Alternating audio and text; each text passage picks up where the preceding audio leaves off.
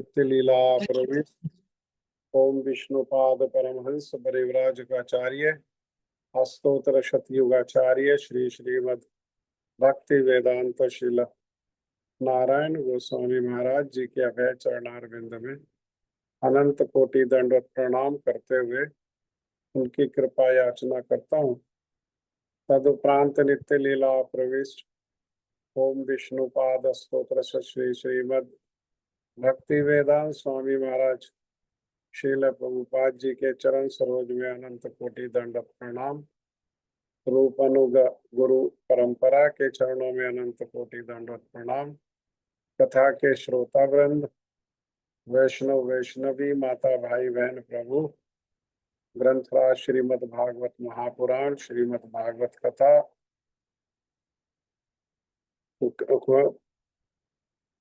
आप सभी को मेरा यथा योग्य प्रणाम। हम कथा सुनते समय जप नहीं करना चाहिए। एक समय में एक सेवा करनी चाहिए, क्योंकि मान लो हम कथा भी सुन रहे हैं और जप भी कर रहे हैं, तो जो जप करते हैं, मंत्र बोलते हैं, नियम है उसको अपने कान से सुनना चाहिए।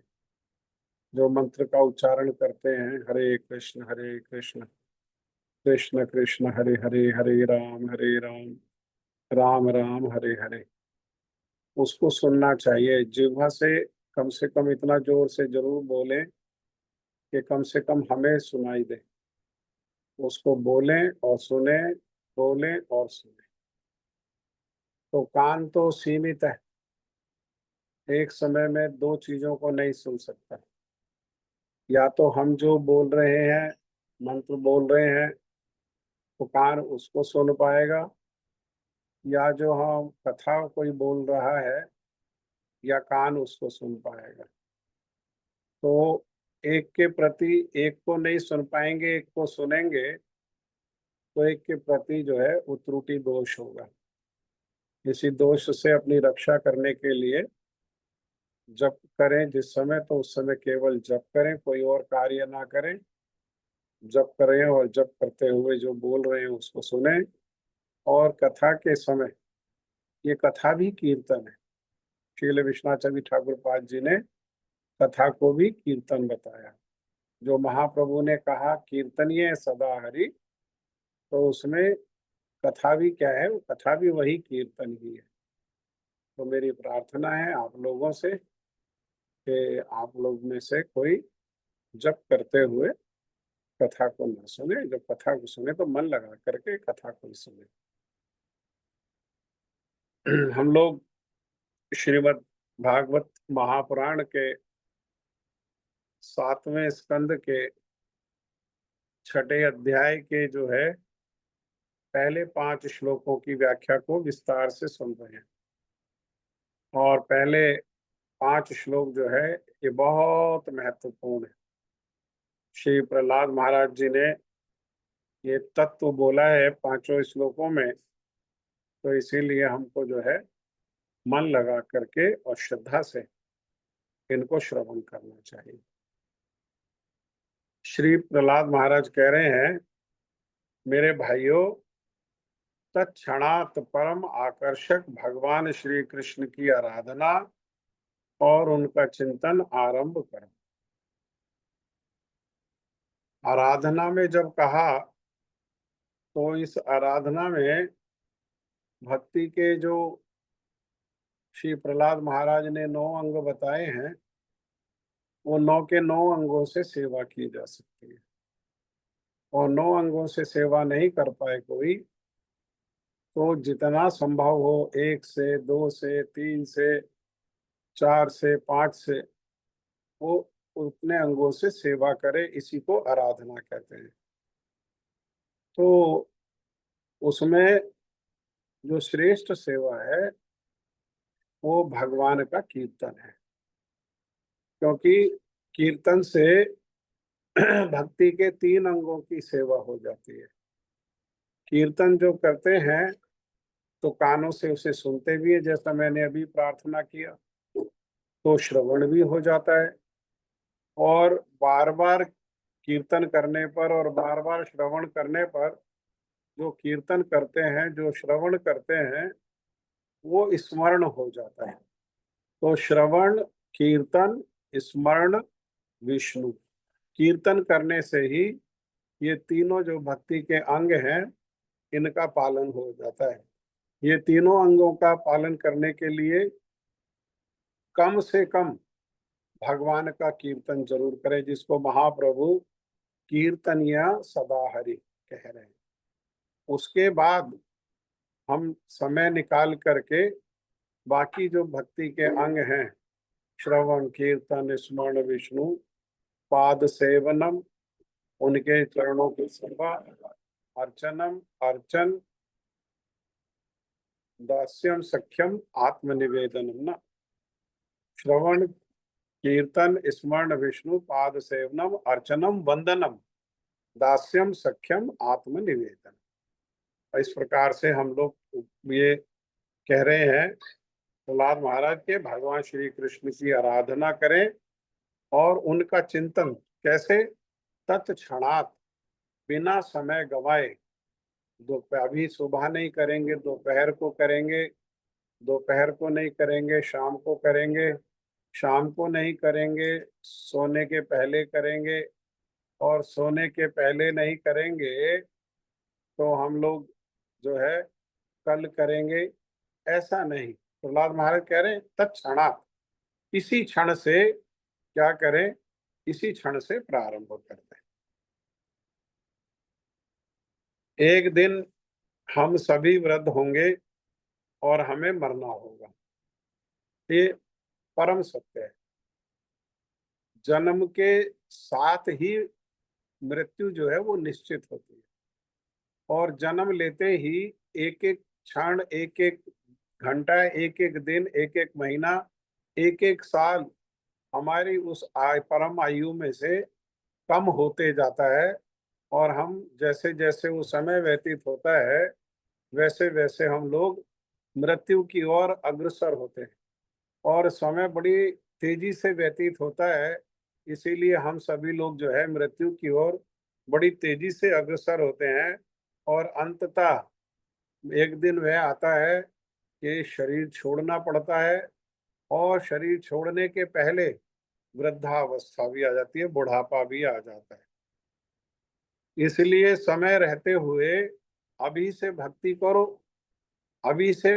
प्रहलाद महाराज कह रहे कि 5 वर्ष की आयु से, अर्थात जब शरीर में शक्ति है, रोग नहीं है, और स्मरण जो है वो अच्छा है, तब से क्या करें, उस स्मरण को, उस शक्ति को लगा करके भगवान का भजन करें। हम अपने समय को राजनीति में, छल में, कपटता में व्यर्थ नहीं बिताएं। हम इन सब में अपने समय को हमको व्यतीत नहीं करना चाहिए। श्री भगवान श्री कृष्ण ही परम पुरुषोत्तम भगवान है, वे सर्वशक्तिमान हैं। गुणों, उनके गुण बता रहे हैं भगवान। प्रहलाद महाराज जी जो है भगवान के गुणों को बता रहे हैं कि वे भगवान कैसे हैं। वे एक तो वे परम है, वहाँ परम करने का अर्थ क्या है, शिखिर पर है। बाकी सबको क्या है, बाकी सब उनके सेवक सेविका हैं, एकमात्र वे ही भगवान हैं। और ऐसे भगवान जो हैं वे सर्वशक्तिमान हैं, वो अत्यंत कृपालु हैं। और उन्होंने कृपा करके क्या किया है, विशेषकर इस कलयुग में अपनी सारी शक्तियां, अपना सौंदर्य, अपना सुंदर रूप, अपना माधुर्य और अहेतुकी कृपा को अपने नामों में भर दिया। हाँ, नाम जो है वो इस कारण से परम शक्तिशाली है। हाँ, अतः उनके नामों का उच्चारण, स्मरण और उनका चिंतन करने से हम सबका परम मंगल होगा। हमारे मंगल का एकमात्र उपाय क्या है, भगवान के नामों का उच्चारण करें, सुंदर सुंदर जो नाम है, हाँ, विशेषकर महाप्रभु द्वारा जो प्रदत्त मंत्र है, हरे कृष्ण कृष्ण कृष्ण हरे हरे, हरे राम राम राम हरे हरे, उनका जोर जोर से उच्चारण करें। क्योंकि प्रहलाद महाराज जी आगे जाकर के कहेंगे कि जो धीरे धीरे धीरे धीरे मन मन में जो भगवान का नाम लेते हैं, उसमें केवल अपना मंगल होता है। परंतु जोर जोर से उच्चारण करने से हमारे आसपास बहुत सारे जीव हैं, कीट के रूप में, पतंग के रूप में, छिपकली के रूप में।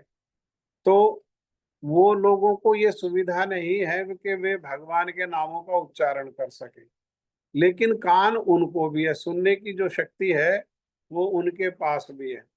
जब हम बोलते हैं भगवान के नामों को, जोर जोर से बोलते हैं, तो हम तो श्रवण करते ही हैं, हमारा तो परम मंगल होता ही है। लेकिन और जो जीव है, जो दूसरे दूसरे प्रकार के शरीरों में हैं, और उन शरीरों में भगवान के नाम को उच्चारण करने की सुविधा नहीं है, वो सुनते हैं, तो उनका भी परम मंगल होता है। और ये दया है, अपने ऊपर दया करना, भगवान का भजन करना, औरों के ऊपर दया करना। जिस किसी प्रकार से और दूसरे जीवों की ये भजन के माध्यम से सहायता की जा सके, वो दया करके उस सहायता को जरूर करना। हाँ, तो भगवान के नामों का उच्चारण और उन्हीं भगवान का स्मरण और उन्हीं का चिंतन, ये सब करने से क्या है, ये सब करने से जीव का, हमारा जो है, वो परम मंगल। तो वो बालक जो है, प्रहलाद महाराज के मुख से ये सब सुन करके उन असुर बालकों में से एक बालक ने पूछा कि हमें कृष्ण के नामों का उच्चारण और स्मरण क्यों करना चाहिए। ये प्रश्न किसके हैं? ये प्रश्न वास्तव में बद्ध जीव के हैं, हमारे जैसे लोगों के। ये प्रश्न की क्या आवश्यकता है भगवान के नामों का उच्चारण करने की और भगवान को स्मरण करने की? अरे अभी तो हमारी आयु ही क्या है, अभी तो हम छोटे बालक हैं। अभी छोटे बालक हैं तो क्या करेंगे? अरे खेलेंगे कूदेंगे भाई, अभी हमें तो खेलना है। और उसके बाद युवा अवस्था आएगी तो तब बहुत सारा धन कमाएंगे और धन को इकट्ठा करेंगे। हाँ, इस सब में ही निपुण होना जो है वो बुद्धिमत्ता है, धन को कमाने में और धन को एकत्र करने में। इसी में बुद्धिमत्ता है। ये किसका, ये किसके विचार है? ये साधारण लोगों के समाज में इसी प्रकार से विचार है कि बच्चे बाल अवस्था है तो पढ़ाई करो। पढ़ाई किस लिए करो? ताकि युवा अवस्था आने पर कमा सको, और कमा करके क्या करो? भोगो, और उसमें से धन बचा बचा करके धन को इकट्ठा करो। इसमें निपुण होना चाहिए। इसकी निपुणता के लिए ही आजकल जितने स्कूल हैं, कॉलेज हैं, इंस्टीट्यूट हैं, बड़े बड़े कोर्सेज हैं, ये सारे की क्या करते हैं? ये सारे इसी में निपुण बनाते हैं, धन का अर्जन करने में। और धन का अर्जन करने के लिए ये सारे इंस्टीट्यूट, ये सारे कॉलेज क्या बना रहे हैं? ये सारे कॉलेज और ये सारे इंस्टीट्यूट, सारी शिक्षा प्रणाली, ये सब जो है, ये नौकर बनने की तैयारी है। तो नौकर बनना ही है तो क्या करना चाहिए? नौकर बनना ही है तो किसी छोटे मोटे सेठ का नौकर नहीं बनना चाहिए। अगर नौकर बनना ही है तो जो सर्वश्रेष्ठ है उसका नौकर बनना चाहिए। इसीलिए प्रहलाद महाराज किसी व्यक्ति विशेष की नौकरी करने के लिए नहीं कह रहे हैं, वो किसका नौकर बनने के लिए कह रहे हैं, किसका सेवक बनने के लिए कह रहे हैं? वास्तव में जिनके हम सेवक हैं, उसी, जो हमारी सेवा वृत्ति है, वो जो आवृत हो गई है, वो उसको हटाने का प्रयास कर रहे हैं। वो जो धूल जो उसमें चढ़ी है, प्रहलाद महाराज उस धूल को हटा करके, और हमारा जो स्वरूप है कि हम भगवान श्री कृष्ण के नित्य सनातन सेवक हैं, उस सेवा में लगाने के लिए क्या कर रहे हैं श्री प्रहलाद महाराज? उस सेवा में लगाने के लिए ही उत्साहित। हाँ, इस सब से धन का अर्जन करेंगे, खेलेंगे, कूदेंगे, विवाह करेंगे, पढ़ेंगे, इससे क्या होगा? हम भौतिक सुखों के वस्तुओं का संग्रह कर सकेंगे और इन सब से ही तो सुख की प्राप्ति होगी। ये भजन में जो लोग आ जाते हैं वे भी इस बात को समझ नहीं पाते हैं कि संसार में विषय का संग्रह करने में सुख नहीं है। सुख तो एकमात्र भगवान को सुखी करने में। जब तक वे भगवान सुखी नहीं होंगे तब तक कोई सुखी नहीं हो सकता। चाहे सारे संसार का ही स्वामी क्यों ना बन जाए, चाहे सारे लोक का ही स्वामी क्यों ना बन जाए, चाहे सारे ब्रह्मांड का ही स्वामी क्यों ना बन जाए, तब भी वो सुखी नहीं रह सकता। सुखी कौन रह सकता है? एकमात्र जो भगवान के भक्त हैं, जो निष्कपट होकर के, छल कपट को छोड़ करके श्रद्धा से, प्रेम से भगवान की सेवा में लगे हुए हैं, एकमात्र वही सुखी हो सकते हैं। क्योंकि हम आत्मा हैं और भगवान परम आत्मा है, और भगवान ही हमारी आत्मा है। आत्मा उसी परमात्मा का भिन्न अंश है। तो वो परमात्मा, वो भगवान सुखी होने पर हमें स्वयं को सुखी करने के लिए अलग से जो प्रयास है वो नहीं करना पड़ेगा। जैसा कि हम कल या मंगलवार को भी हम लोग वो भागवत जी का श्लोक को सुन रहे थे, जिसमें शील सूत गोस्वामी पाद जी से शौनक आदि ऋषियों ने 6 प्रश्न किए और उसमें यही बात को पूछा कि हम कैसे प्रसन्न प्रसन्न होंगे। हम कहने का अर्थ है मतलब आत्मा कैसे प्रसन्न होगी। हम ये शरीर नहीं है। उन्होंने शरीर को प्रसन्न करने के लिए, शरीर को सुखी करने के लिए नहीं पूछा। उन्होंने प्रश्न किया कि हम कैसे प्रसन्न होंगे। तब उसी बात को उत्तर देते हुए शील सूत गोसाई पाद जी ने कहा, सवई पुंसा परो धर्मा, हम सबका एक ही धर्म है। वो धर्म है यदो भक्तिर अधोक्षजा, भगवान अधोक्षज भगवान श्री कृष्ण की भक्ति प्रेममयी सेवा ही हमारा एकमात्र धर्म है। और उसको अहतुकी रूप से करने पर कैसे? संसार की कामना वासनाओं के कपट से रहित होकर के उसको करने पर और नित्य निरंतर उसी में लगे रहने पर, जो इस प्रकार से लगा रहता है छल कपट को छोड़ करके श्रद्धा और प्रेम से उन भगवान अधोक्षज भगवान श्री कृष्ण की सेवा में, वो यह आत्मा सुप्रसिद्ध थी। वो आत्मा क्या है? वो सुखी, वो जीव जो है वो सुखी हो जाता है। तो ये सब बातें सुनकर के बालक प्रहलाद ने उत्तर दिया कि ये सब कार्य तुम्हें सुख नहीं देंगे। कौन जानता है कि तुम वृद्धावस्था तक पहुंचोगे कि नहीं। वृद्धावस्था तक पहुंचने पर भी अनेक प्रकार के रोगों से ग्रस्त हो जाओगे और अंत में मरना तो पड़ेगा ही पड़ेगा। आज नहीं तो कल या फिर 100 वर्ष बाद मृत्यु तो निश्चित है। किसी भी क्षण अकस्मात वज्रपात होने पर तुरंत तुरंत मर जाएंगे, तुरंत एक क्षण में मर जाएंगे। तो यहाँ प्रहलाद महाराज जब इस प्रकार से कह रहे हैं या संत लोग इस प्रकार से बताते हैं, तो उनका उद्देश्य हमें डराना नहीं होता है। उनका उद्देश्य हमें वास्तविकता बताना होता है। ये वास्तविकता है। हाँ, वास्तविकता क्या है कि आज नहीं तो कल और कल नहीं तो परसों और परसों नहीं तो बरसों, एक ना एक दिन मरना ही मरना है, मरना ही पड़ेगा। नहीं चाहते हुए विवश होकर के मरना पड़ेगा। हाँ, यहाँ रहने की पूरी चेष्टा प्रयास करने पर भी इस संसार को छोड़ना पड़ेगा। तो जो छूटने वाली चीज है, जो क्षणिक है, उसमें सुख नहीं है। क्षणिक वस्तु में सुख जो है नहीं है। और अगर कोई सुख का भ्रांति भी करता है तो क्षणिक संसार में सुख भी कैसा होगा? सुख भी क्षणिक। जो संसार ही नित्य नहीं है, ये शरीर ही नित्य नहीं है, तो इससे शरीर से मिलने वाले जो सुख है, वो सुख हमेशा के लिए कैसे रहने वाले हो सकते हैं? वो सुख भी कैसे हैं? वो सुख भी क्षणिक होंगे। जो सुख सुख है नहीं।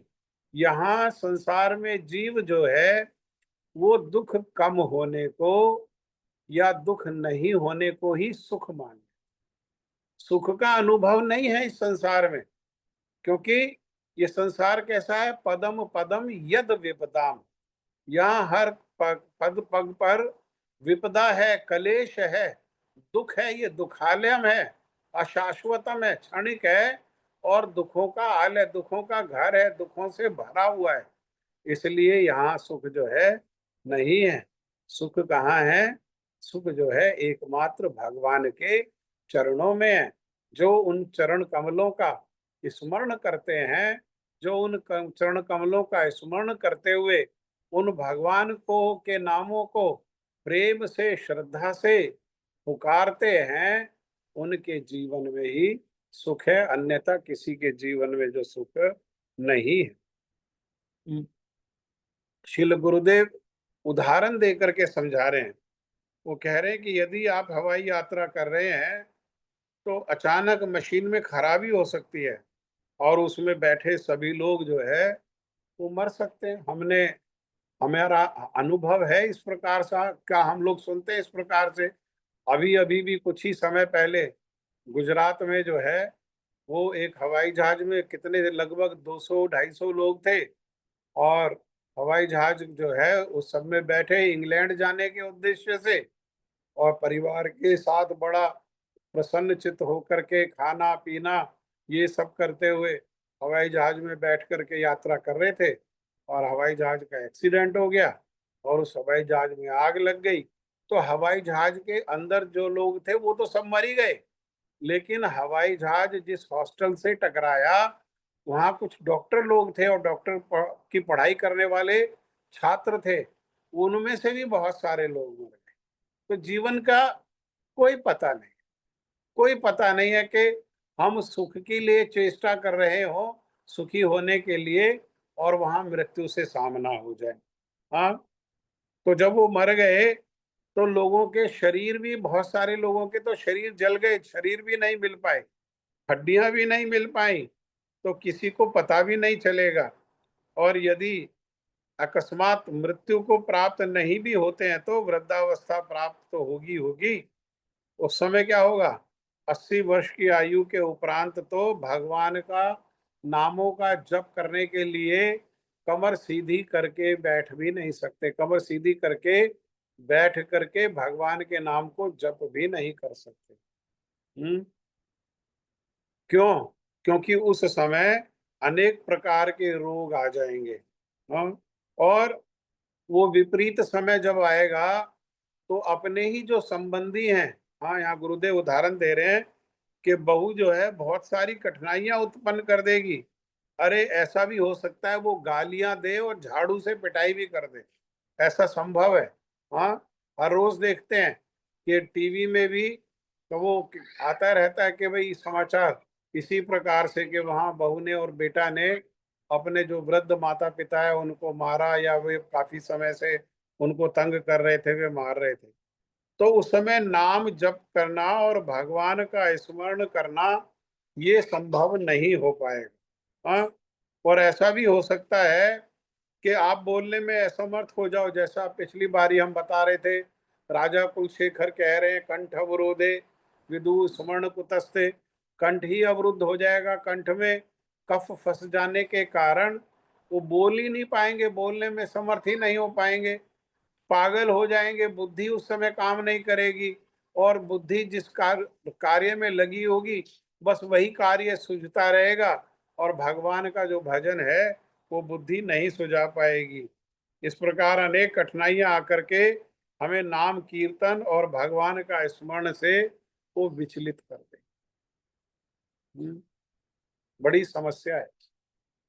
जब बुद्धि ठीक रहती है, शरीर में शक्ति होती है, तो बुद्धि भोग में लगाए रहती है, भोग के लिए विषयों को एकत्र करने में ही समय निकल जाता है। हाँ, और जब इस सब से निवृत्त होने का समय आता है, तब तक बुद्धि खराब हो जाती है, ना पहले भजन हो पाता है और ना बाद में भजन हो पाता है। और मूर्ख लोग क्या करते हैं? मूर्ख लोग जो है वो संग्रह करते हैं, धन का संग्रह करते हैं, और फिर बाद में आने वाली संतानें जो है उस धन का भोग करती हैं, उस धन को लुटाते हैं, क्योंकि धन उन्होंने मेहनत से तो कमाया नहीं है, इसीलिए धन के प्रति कोई सम्मान नहीं है। हाँ, और उस धन को जो है, इस धन को कमाने के लिए, बच्चों के लिए कमा करके रखने के लिए भी चिंता करने की आवश्यकता नहीं है। शास्त्र कहता है कि पूत सपूत तो क्यों धन संचय, और पूत कपूत तो क्यों धन संचय। अगर संतान जो है अच्छी है तो भी धन को संचयन करने की आवश्यकता नहीं है, वे अपनी देखभाल स्वयं कर लेंगे। अरे या तो अच्छे होंगे या तो बुरे होंगे, और बुरे हैं तो कितना भी कमा करके रख दो, वो मेहनत से कमाया हुआ सबको उड़ा देंगे। इसीलिए अपने समय को उसमें बर्बाद नहीं करना चाहिए। उससे ना हम सुखी होने वाले हैं, ना आने वाली जो पीढ़ियां हैं वो सुखी होने वाली हैं, बल्कि उससे बंधन होगा। उससे कर्म फल में बंधेंगे और विनाश को प्राप्त करेंगे।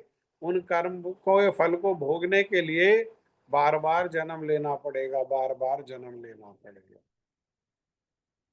इसलिए ये समझना जो है वो अति आवश्यक है कि ये मनुष्य जीवन किस लिए है। ध्यान से सुने, ये मनुष्य जीवन केवल भगवान श्री कृष्ण से हमारा नित्य जो सनातन संबंध है, उस संबंध को हमारा विस्मरण हो गया है।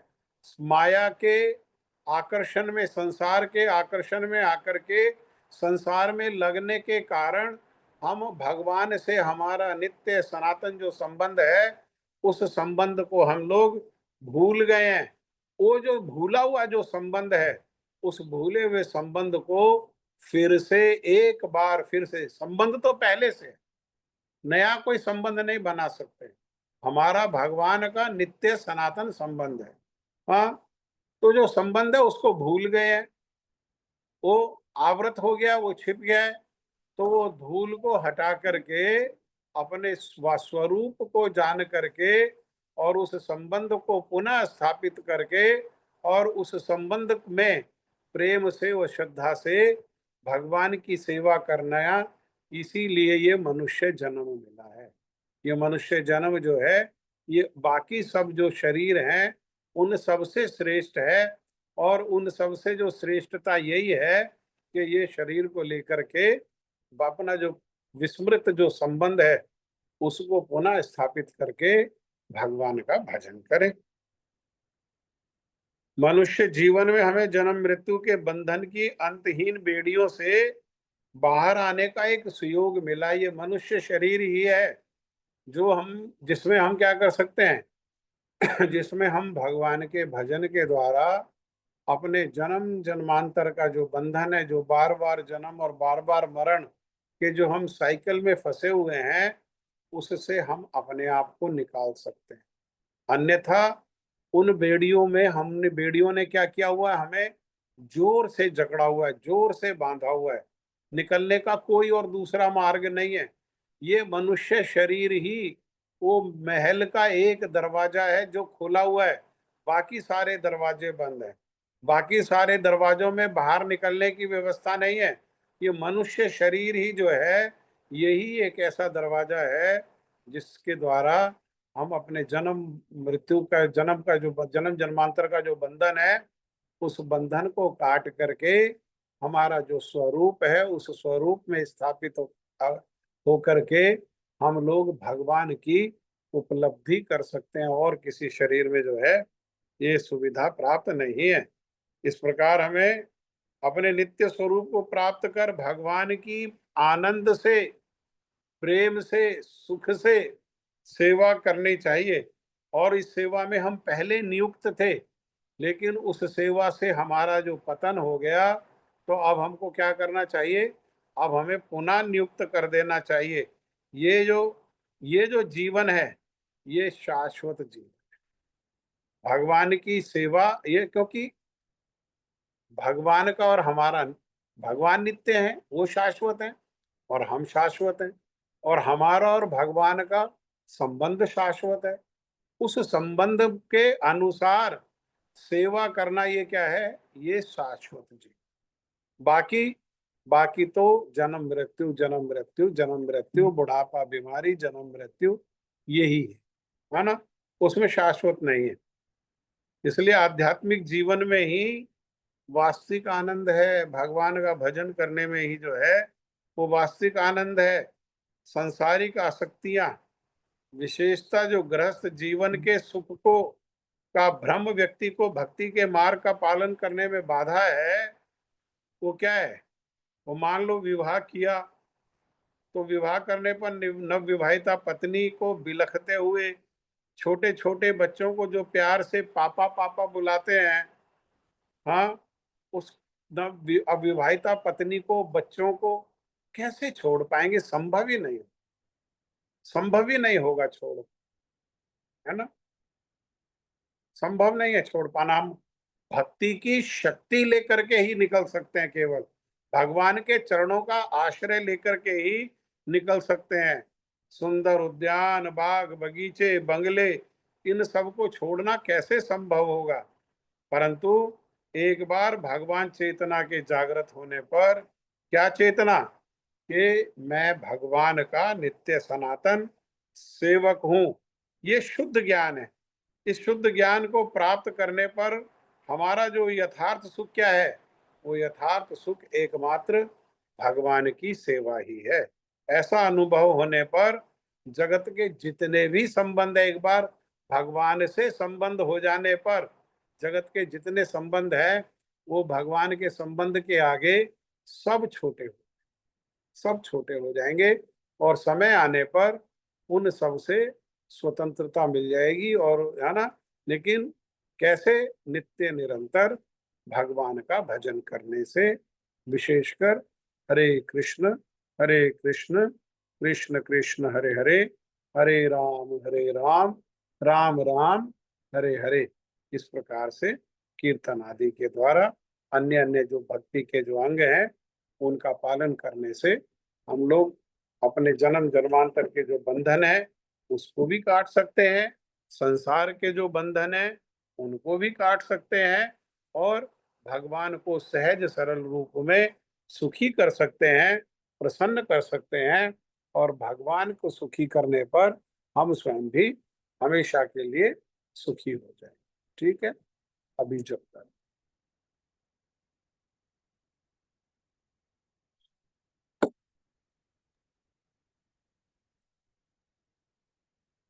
किसकी बारी है, जबकि मैं तो हरे कृष्ण प्रभु जी।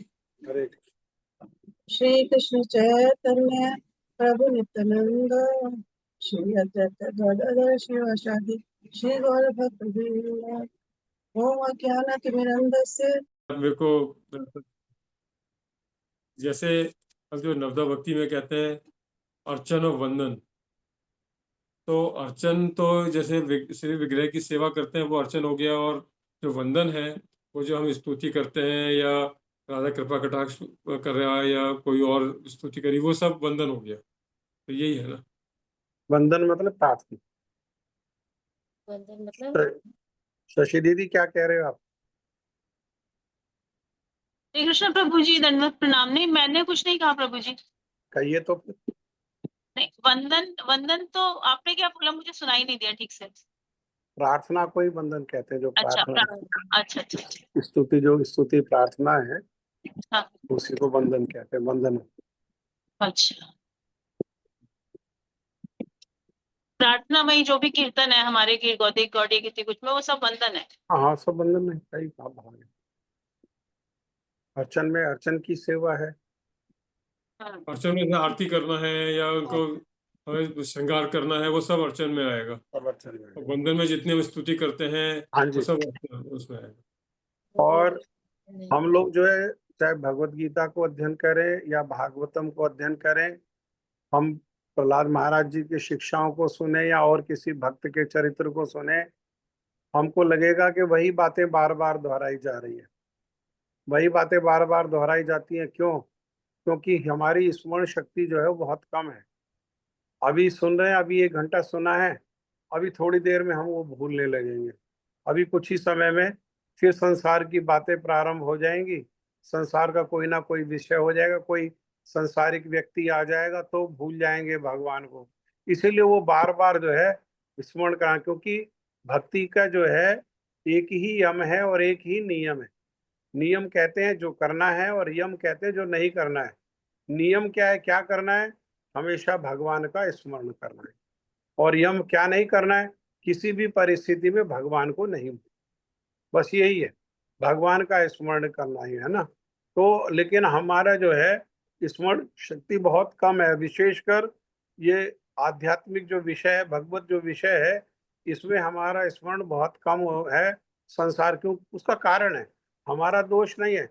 ये हम इतने समय से संसार में लगे रहे हैं, उस वो प्रधान हो गया, वो संसार ही प्रधान हो गया।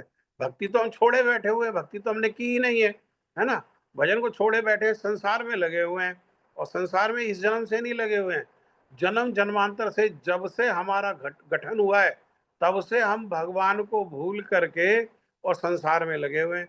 इसीलिए हमारे को जो है हमारे विचारों में संसार की ही प्रधानता हो जाती है, भगवान की प्रधानता नहीं हो पाती है। भगवान, संसार को भूलना कठिन है, भगवान का स्मरण करते करते भी संसार का स्मरण होगा, लेकिन संसार में लगने पर भगवान को भूल जाते हैं। भगवान को भूलने के, है ना, ऐसे ही हमारे को, हम ऐसा नहीं है कि हम किसी चीज में कॉम्पिटेंट नहीं है, या हम किसी चीज में हमारी कोई शक्ति नहीं है। हम बहुत शक्तिशाली हैं, हमारे पास इतनी शक्ति है कि हम भगवान को तुरंत भूल जाते हैं, इतने शक्तिशाली हैं। भगवान को भूलने की ऐसी शक्ति है हमारे पास, इतनी विलक्षण शक्ति है भगवान को भूलने की।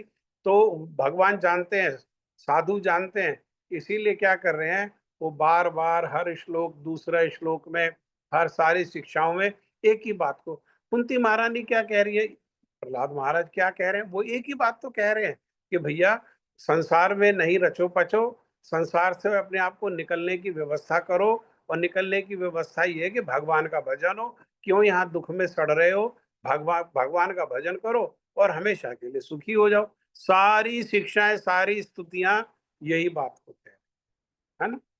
तो इसलिए बार बार हमें स्मरण कराने के लिए, बार बार दोहराने से इम्प्रेशन बने, और हमारे को जैसे तैसे भगवान का ऐसा स्मरण हो जाए कि हम भगवान को भूले नहीं। भगवान को, जैसा प्रहलाद महाराज कह रहे हैं ना, भगवान का स्मरण होने पर, भगवान का संबंध का थोड़ा भी अनुभव होने पर संसार सारा तुच्छ हो जाएगा, सारा अपने आप छोटा हो जाएगा, अन्यथा संसार बड़ा ही बना रहे। ठीक है, और कोई किसी की बात है, कोई कुछ कहना चाहते हैं? और प्रभु जी, जो आपने कल बताया था कर्म अकर्म विकर्म, तो हम बार बार सुनते हैं कर्म माने वेद विहित कर्म, हाँ, जिस वर्ण में स्थापित है, जिस आश्रम में स्थापित है उसके अनुसार, मगर वो है क्या?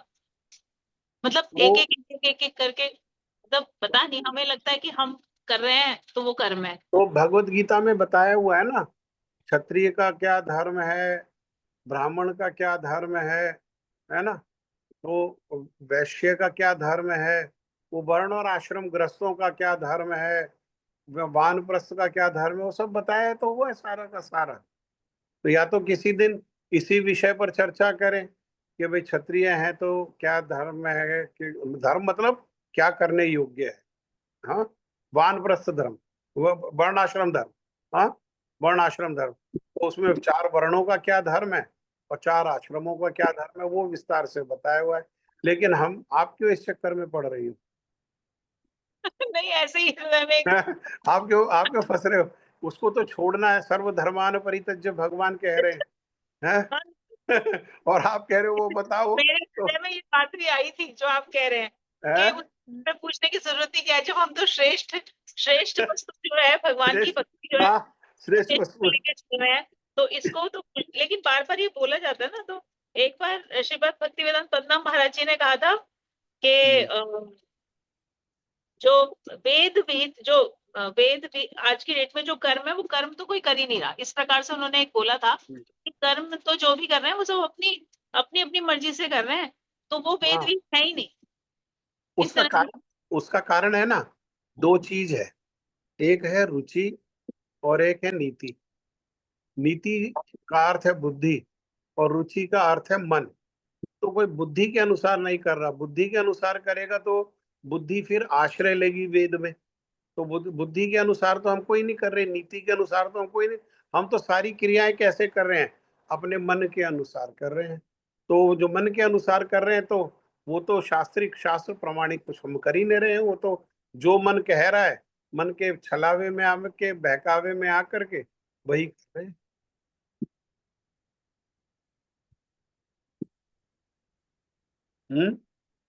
प्रभु जी ये जो है ना 11वें स्कंद में या 11वें स्कंद में भी बहुत डिटेल में बताया है।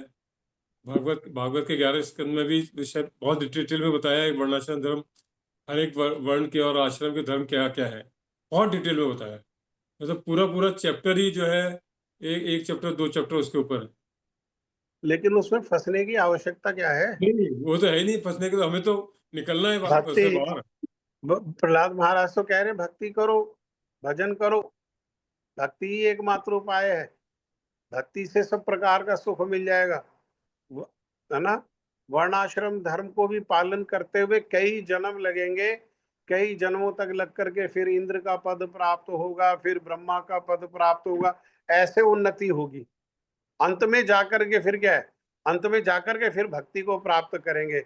बहुनाम जन्मनाम अंते ज्ञानवान माम प्रपद्यते। ये बहुत जन्म जन्मांतर के बाद क्या है? वो वास्तविक ज्ञान प्राप्त होगा। वर्णाश्रम धर्म का ज्ञान वास्तविक ज्ञान नहीं है, हालांकि हम अगेंस्ट नहीं है। अब 11वें स्कंद में भी उसको पढ़ सकते हैं, भगवत गीता में भी अनेकों अनेक श्लोकों के द्वारा उसको बताया गया है, लेकिन वो वास्तविक ज्ञान नहीं है। वास्तविक ज्ञान जब प्राप्त होगा, ये तो संसारिक ज्ञान है। वर्ण आश्रम धर्म मतलब संसार, हाँ, तो वो तो संसारिक ज्ञान है। वास्तविक ज्ञान जो है वो क्या है? वासुदेव सर्वमिति। ये जो वसुदेव का बेटा जो कृष्ण है, ये सारे कारणों का कारण है। सर्व स महात्मा सुदुर्लभम। हमको महात्मा बनना है, हमको महान आत्मा बनना है। महान आत्मा मतलब भगवान के सेवक। तो वर्ण आश्रम धर्म में मतलब जो जो हमें समझाया जाता है कि भगवान को मध्य में रखकर सारी क्रियाएं की जाएं, तो वो वर्णाश्रम धर्म में वो कॉन्सेप्ट ही नहीं है माने। नहीं, वर्णाश्रम जब भगवान को केंद्र में रख करके हम सारी क्रियाएं कर रहे हैं तो वो भक्ति हो गई। वो तो तो भक्ति हो गई।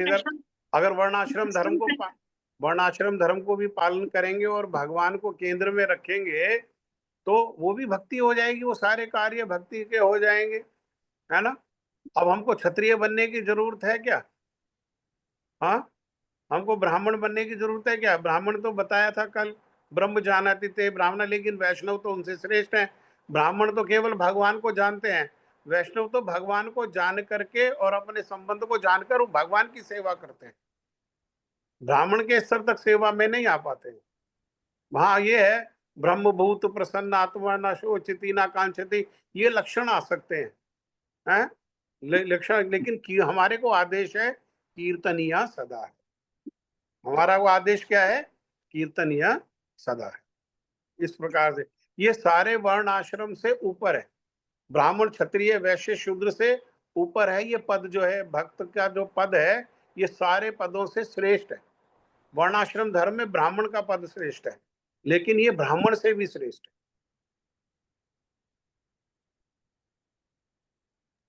प्रभु जी ऐसा है, जब हमारे पास में लिफ्ट सामने है तो सीढ़ियों से थोड़ी जाना है, लिफ्ट को यूज करना है। लेकिन प्रारंभिक अवस्था में बजाय जंगली होने के वर्णाश्रम धर्म एक व्यवस्था है, जिस व्यवस्था से सभ्य बना जा सकता है। और सभ्य बनते बनते बनते बनते बनते तब भगवान का भक्त बनेंगे। वहां से प्रारंभ करके उन्नति होते होते होते होते तब भगवान का भक्त बनेंगे। भगवान का भक्त का पद जो है वो श्रेष्ठ है, भक्ति का पद जो है वो श्रेष्ठ है।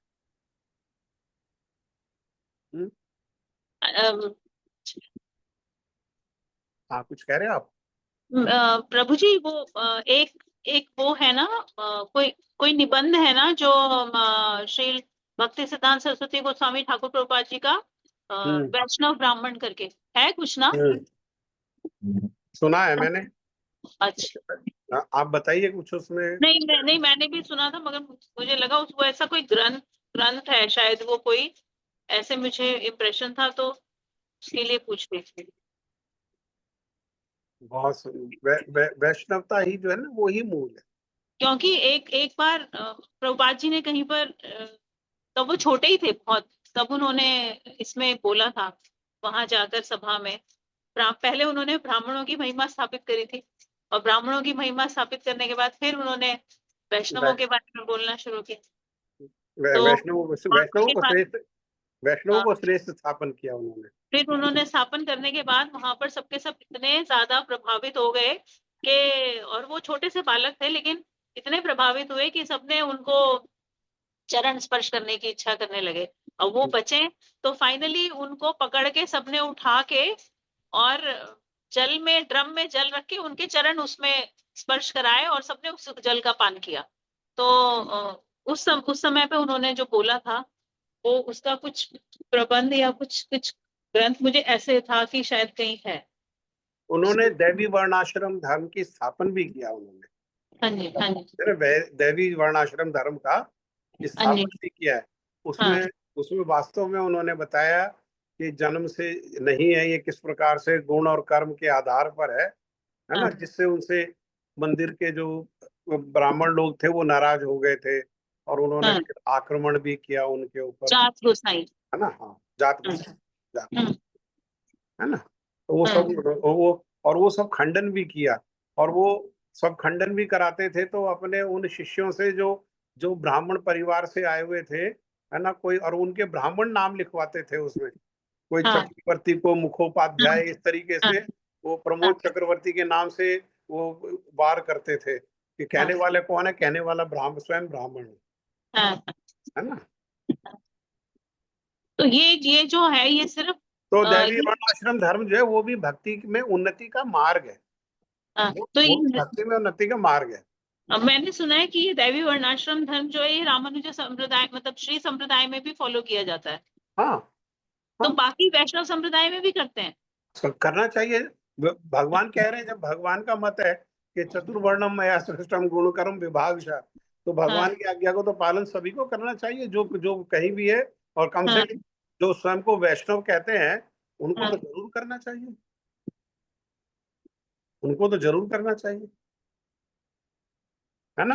पहले यहाँ धर्म में ऐसे उन्नति करें, और उन्नति करते फिर वो जो भगवान कह रहे हैं, सर्वधर्मान परित्यज्य मामेकम शरणम, वो श्रेष्ठ लक्ष्य वो है।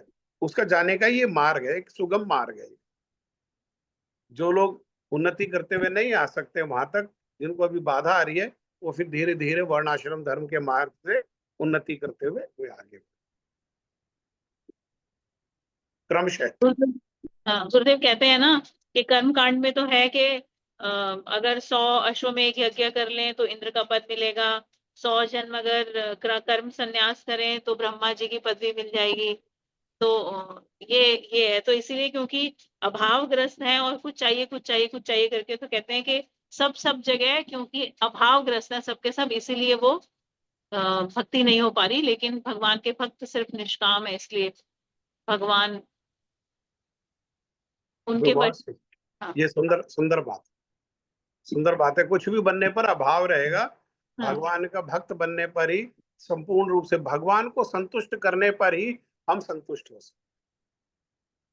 बाकी हम कुछ भी बन जाएं तो भी संतुष्ट नहीं हो सकते।